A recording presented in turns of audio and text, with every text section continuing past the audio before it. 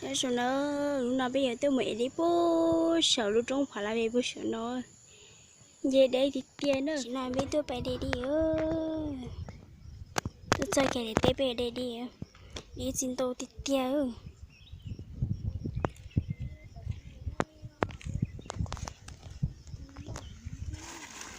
chỉ đây là mà chúng có thì tiền giờ phải sẽ đi bán đây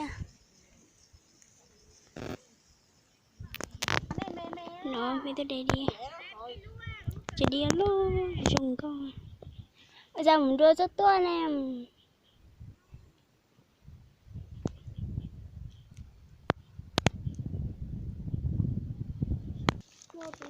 đi dùng con thì tiêu lo dùng con thì nha tôi thì tiêu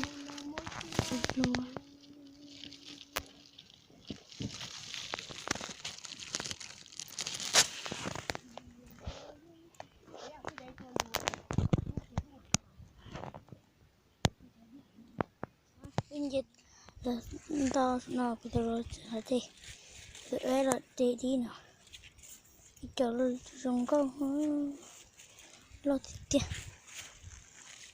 tôi mua ơi đừng có mua thế chị tôi ha cho nên mình tầm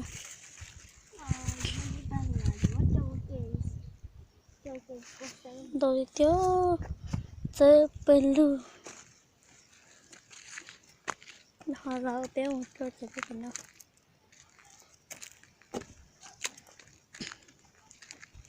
cho bên sợ đi rồi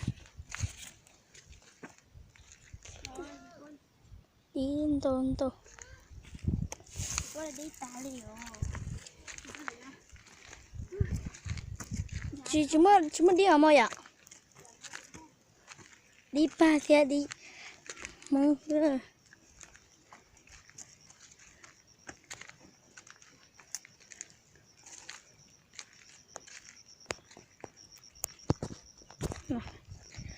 đi à bút tận nó lo xíu tận nó bút nó lo tiếng của bút tận nó lo xí ít phá chỉ là đi ngủ đi rồi đồ tao chỉ bỏ đi ta nè từ là ít cơ á hoặc là đây không được ít cơ họ luôn được tiền hả dạ đâu ạ sẽ ít bé mua hay gì cho cháu chơi chỉ chơi sa ta thì sao đi ba con hết buổi mà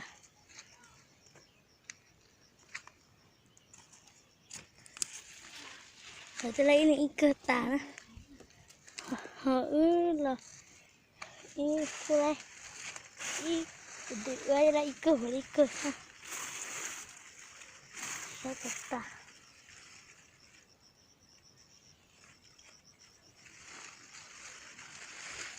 chỉ muốn đi ba xíu nhiều để xếp mua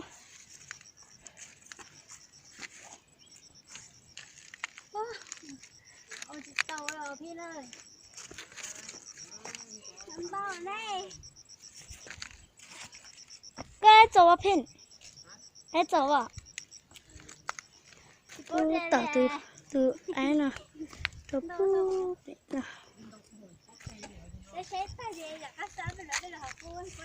đây chỗ của tự ơi nó phải sao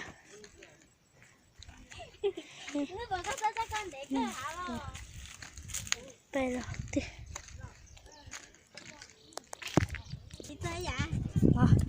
để lại ít cơ nè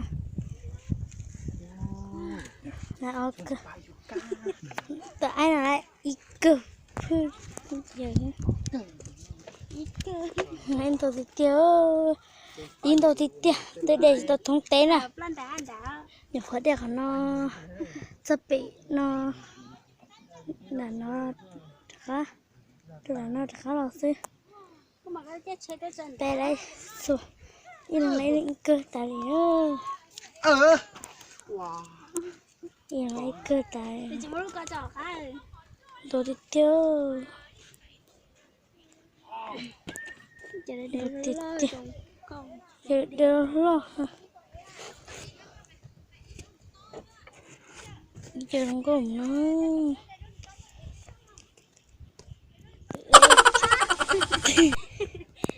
Cái tự ấy giờ thì giờ đi nào.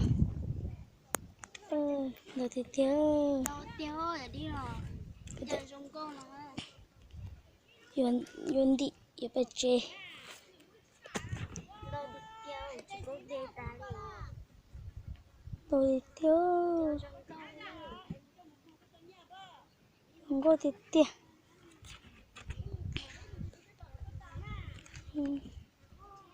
Không có thì tiêu cho căng.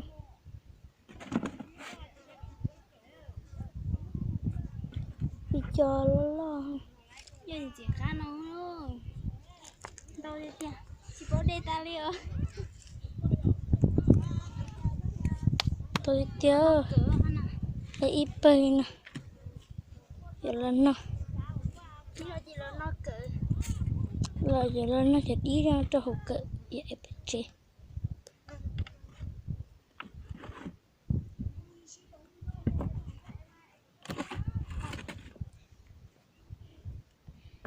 Đây thì tiêu nó thì sao chiều rồi thế cô chỉ tại đây cái inu ha tôi là gì tôi chỉ từ ít từ giờ có một cái im mà để đi là mà trong tiết tiền thường là tôi chấm play ha hay là từ tôi để nó à tôi để ý lừa tôi để ý lừa bên đeo bên lửa này bên là cái tôi để từ là chỉ chuẩn tông nó trong thịt tia đấy rồi chỉ đi là nên cho xe đi bao mua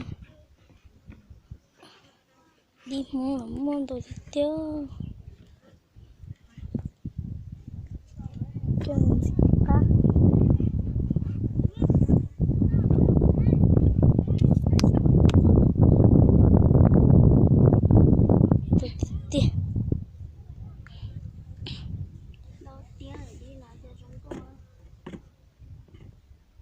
cho cá thịt tiền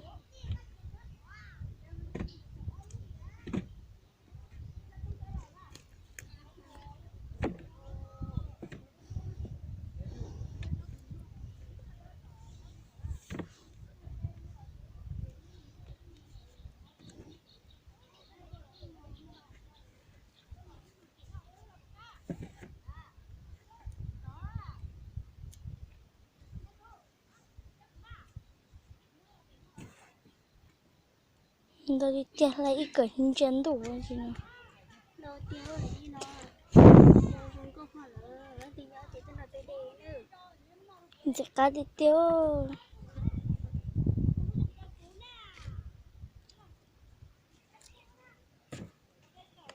Chẳng đâu có thịt tiền.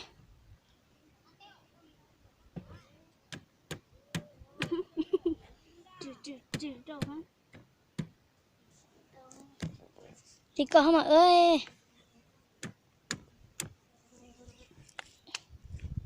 Sao mà Đó là nói.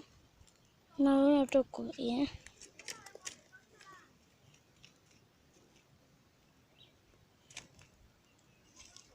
Thì ta gì? Là chuột đâu à? Nè. Chúa cho lên ta. Là gì mà thổ chuột nó là. Cô hay nó phải là sắp thôi. Anh này. Sát rồi. Chúa đi chứ. Cha chúng nó chuột này. Nè. Chẳng biết tuổi có đi nó chúa. Tôi đi bỏ màn trâu là như này bị ghét. Nó bây giờ đi về để lại à. Chụp nó.